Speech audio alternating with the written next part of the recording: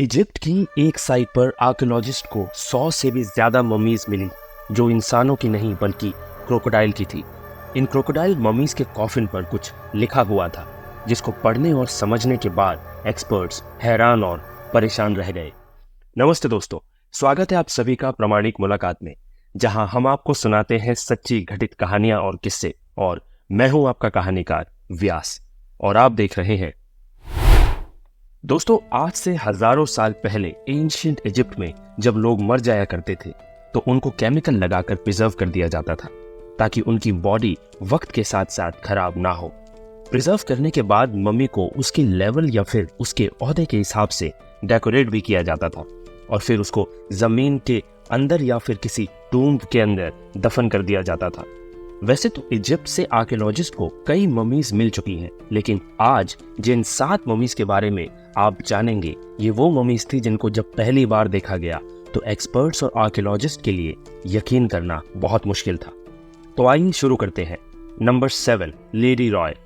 Ancient Egypt की सबसे पुरानी ममीज में से एक ऐसी औरत की मम्मी पाई जाती है जिसको आज लेडी रॉय के नाम से जाना जाता है। आज से करीब 140 साल पहले इजिप्ट के थीबन टूम्ब के एरिया से यह मम्मी मिली थी, जिसने आर्कियोलॉजिस्ट को हैरत में डाल दिया था। इन्वेस्टिगेशन से मालूम पड़ा कि 3550 साल पहले लेडी रॉय करीब 35 साल की उम्र में मरी थी और ऐसा मालूम होता था कि ये किसी एंशिएंट क्वीन की नर्स या फिर मेड हुआ करती थी। लेकिन जिस चीज ने आर्कियोलॉजिस्ट को चौंका दिया था वो थे लेडी रॉय के बाल। हजारों साल गुजरने के बावजूद भी लेडी रॉय के बाल अभी तक अच्छी तरह प्रिजर्व थे। इसके बालों के चंद हिस्से तो ऐसे भी थे जिनको देखकर ऐसा लगता था कि ये सिर्फ चंद महीनों पहले ही निकले हो। उस दौर में जिस हेयर स्टाइल के साथ लेडी रॉय को प्रिजर्व किया गया था वो हेयर स्टाइल आज तक ऐसे ही सजा हुआ है। Number 6, रामजीज II। रामजीज II ancient Egypt का सबसे मशहूर लीडर था। दूसरे इजिप्ट के बादशाहों के मुकाबले में रामजीज II ने बहुत लंबे अरसे तक अपनी बादशाहत की गद्दी संभाले रखी और जब ये मरा तब इसकी एज 90 साल की थी। रामजीज II का फेरो 1881 में इजिप्ट के एक छोटे गांव सकारा से मिला था। ये वो जगह है जहां सिर्फ एंशिएंट किंग्स, क्वींस या फिर अपर लेवल को ही दफन किया जाता था। जिन आर्कियोलॉजिस्ट ने मम्मी को निकाला उनका कहना था कि जैसे रामजीज II अपने दौर में पावरफुल हुआ करता था, हजारों साल के बाद भी इसकी मम्मी वैसे ही ताकतवर दिख रही थी। एग्जैक्ट नंबर तो किसी को भी मालूम नहीं है, लेकिन आपको ये जानकर हैरत होगी कि रिसर्च और DNA टेस्ट के मुताबिक रामजीज II 150 बच्चों का बाप था। 1974 में ये नोटिस किया गया कि रामजीज II की मम्मी गलकर खराब हो रही है। इसी वजह से फौरन ये फैसला किया गया इसकी मम्मी को पेरिस ले जाया जाएगा जहां पर इसकी ट्रीटमेंट होगी। लेकिन इंटरनेशनल रूल के मुताबिक इंसान चाहे जिंदा हो या मरा हुआ, बॉर्डर पार करने के लिए उसका पासपोर्ट होना जरूरी है। इसकी वजह से इजिप्ट ने रामजीज II का पासपोर्ट इशू किया जिसमें उसको किंग का दर्जा दिया गया। याद रहे दोस्तों कि यह दुनिया का पहला पासपोर्ट था जो किसी मरे हुए इंसान के लिए इशू किया गया था। पेरिस में लैंड करते वक्त भी रामजीज II की मम्मी को भरपूर मिलिट्री ऑनर से नवाजा गया। नंबर 5, तूतनखामून या फिर किंग टट। इस फेरो के मिलने से न सिर्फ इसको ढूंढने वाले हैरान थे, बल्कि तूतनखामून की मम्मी ने पूरी दुनिया के आर्कियोलॉजिस्ट को हैरान करके रख दिया था। तूतनखामून की मम्मी जिस कमरे में बंद थी वो जमीन के 20 फुट नीचे से मिला था। तूतनखामून एंशिएंट इजिप्ट का सबसे छोटा किंग था जिसको सिर्फ 9 साल की उम्र में ही इतनी ज्यादा पावर्स मिल गई थी। इसकी मम्मी 1922 में किंग्स वैली के एक टोम्ब में मिली थी जहां मम्मी के साथ साथ बेशुमार खजाना भी दफन था और इसी वजह से ही तूतनखामून की मम्मी ने पूरी दुनिया को हैरत में डाल दिया था। सिर्फ 19 साल की उम्र में ही मर जाने वाले इस किंग के टोम्ब के बारे में यह माना जाता था कि इसके अंदर कुछ ऐसी आत्माओं और भूतों का बसेरा है जो इस मम्मी और खजाने को बचा रही हैं। लॉर्ड कार्नरवन वो शख्स था जिसने तूतनखामून की टोम्ब को ढूंढने में फंडिंग दी थी।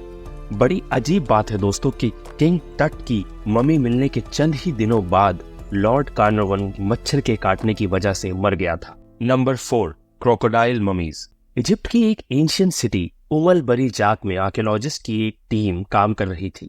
उनका टारगेट ममीज या फिर दफन हुआ खजाना ढूंढना था, लेकिन उनकी उम्मीदों पर तब पानी फिर गया जब इस जगह से एक दो नहीं बल्कि 100 से भी ज्यादा ममीज मिली, जो इंसानों की नहीं बल्कि क्रोकोडाइल्स की थी।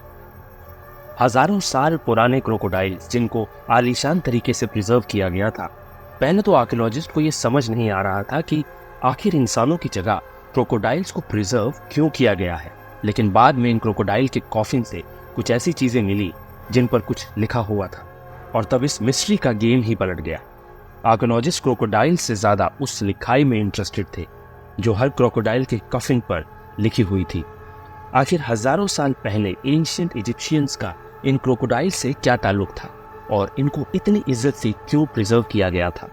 इन सवालों के जवाब इसी राइटिंग में थे जो क्रोकोडाइल के कॉफिन पर लिखी थी। रिसर्च से ये मालूम पड़ा कि एंशिएंट इजिप्शियंस क्रोकोडाइल को खुदा मानते थे, क्योंकि उनके लिए क्रोकोडाइल ताकत का सिंबल हुआ करता था। उस दौर में एंशिएंट इजिप्शियंस ऐसे पुतले भी बनाते थे जिनका सर क्रोकोडाइल जैसा होता था और नीचे का हिस्सा इंसानों जैसा। Number 3, gazelles mummy. सिर्फ क्रोकोडाइल ही वो जानवर नहीं थे जिनकी ममीज इजिप्ट से मिली थी, बल्कि आर्कियोलॉजिस्ट को कई हिरणों की ममीज भी मिल चुकी है। ये जो हिरनी की ममी आप देख रहे हैं, ये आज से तकरीबन 3000 साल पहले मरी थी, और ऐसा मालूम होता है कि ये किसी क्वीन की पालतू हिरनी थी।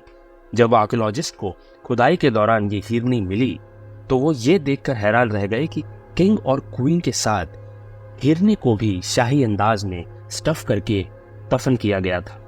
यानी जो तरीका किंग और क्वीन को प्रिजर्व करने में इस्तेमाल होता था, इस हिरनी को भी उसी शानो शौकत के साथ प्रिजर्व करके शाही कॉफिन में डाला गया था। Number 2, mud mummy. इजिप्शियंस इंसानों की बॉडी को प्रिजर्व करने के लिए एक खास प्लांट से निकलने वाले केमिकल का इस्तेमाल करते थे, जिसको रेजिन भी कहा जाता है। ये केमिकल बहुत महंगा होता था और इसी वजह से सिर्फ अमीर लोग ही इसको अफोर्ड कर सकते थे। आर्कियोलॉजिस्ट को जितनी भी ममीज मिली थी उन पर रेजिन लगा हुआ था ताकि बॉडी वक्त के साथ खराब ना हो।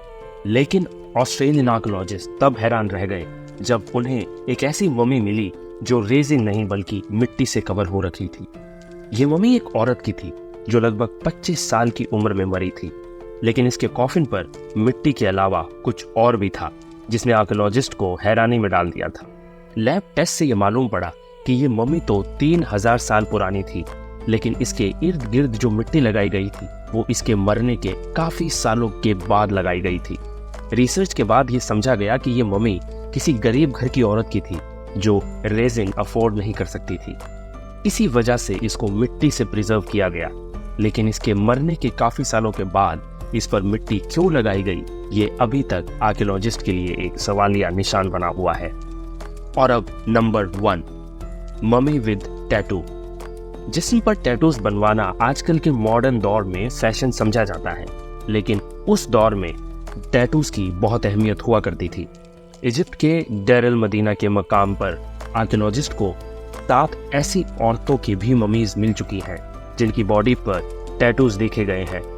एक ममी की बॉडी पर तो 30 से भी ज्यादा टैटूज देखे गए। आर्कियोलॉजिस्ट का कहना है कि आज से पहले उन्होंने कभी भी ममीज पर टैटूज बने नहीं देखे, लेकिन ये देखने के बाद ये कहना गलत नहीं होगा कि एंशिएंट इजिप्ट में भी टैटूज की बहुत इंपॉर्टेंस थी।